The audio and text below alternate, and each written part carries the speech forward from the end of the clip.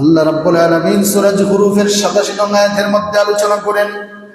আল্লাহ তাআলা প্রথম প্রশ্ন করলেন মক্কার মুশরিকদেরকে, ওয়ালা ইন সাআলতাহুম, ও নবীজি আপনি যখন তাদেরকে প্রশ্ন করবা, সওয়াল করবা, জিজ্ঞাসা করবা, মান খালাকাহুম, কে তাদেরকে সৃষ্টি করেছে, মক্কার মুশরিকগুলো তখন কাল বিলম্ব না করিয়া সাথে সাথে তারা জবাব দিবে, লা ইয়াকুলুন্নাল্লাহ, আমাদেরকে যিনি সৃষ্টি করেছেন তিনি হলেন আল্লাহ। সুবহানাল্লাহ। সূরা যুখরুফ ৮৭ নং আয়াত। কে তাদেরকে সৃষ্টি করেছে? মক্কার মুশরিকরা তারা শিরক করার পরেও তারা একথা স্বীকার করত, যিনি আমাদেরকে সৃষ্টি করেছেন তিনি হলেন আল্লাহ।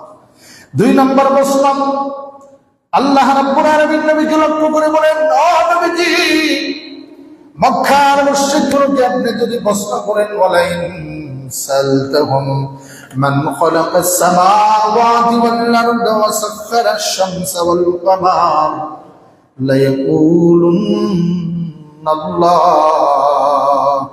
নবীজি আমি ওয়ালা ইন সালতাহুম, যদি আপনি তাদেরকে জিজ্ঞাসা করেন, সওয়াল করেন, প্রশ্ন করেন, মান খালাকাস সামাওয়াতি ওয়াল আরদ, এই আসমান আর জমিন কে সৃষ্টি করেছে?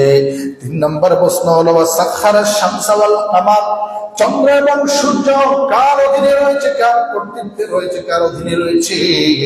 নবীজি তখন মক্কার মুশরিকগুলো জবাব দিবে, লা ইয়াকুলুন্নাল্লাহ, যিনি আসমান এবং জমিন সৃষ্টি করেছেন, যার অধীনে চন্দ্র এবং সূর্য রয়েছে, তিনি হলেন একমাত্র আল্লাহ তাআলা। লা ইয়াকুলুন্নাল্লাহ, তিনি হলেন কে?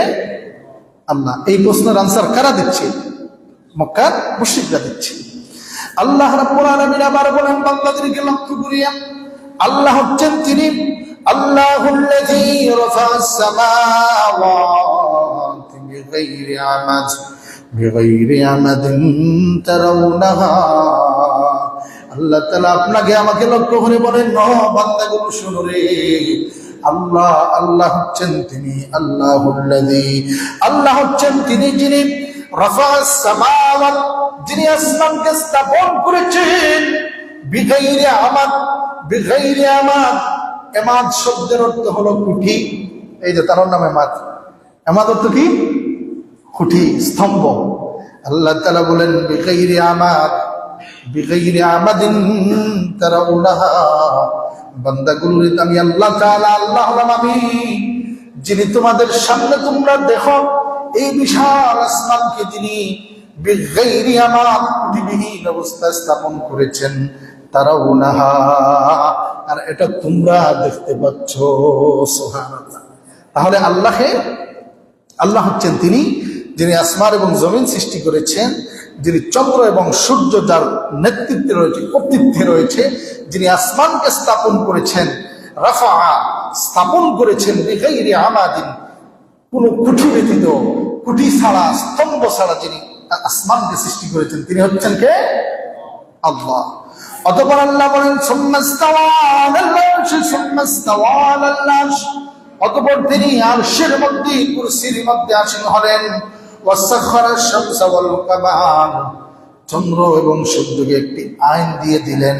ওয়াসাখখারাশ শামসা ওয়াল কামার কুল্লুন ইয়াজরি লিআজালিন মুসাম্মা, আল্লাহ বলেন নির্দিষ্ট সময় পর্যন্ত আমি চন্দ্র এবং সূর্যকে আইন দিয়ে দিলাম।